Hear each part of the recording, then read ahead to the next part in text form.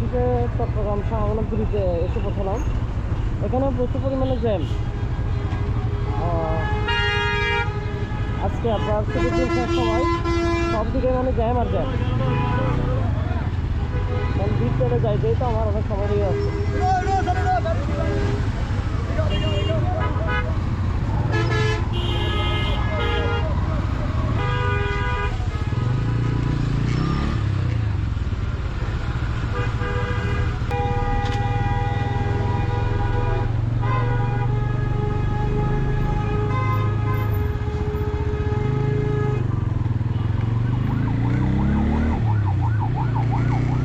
অবশেষে এখন আপনার ওই জ্যামটা ছুটলো আর কি, মানে বোরিং লাগতেছে ভাই, বলার মতো না।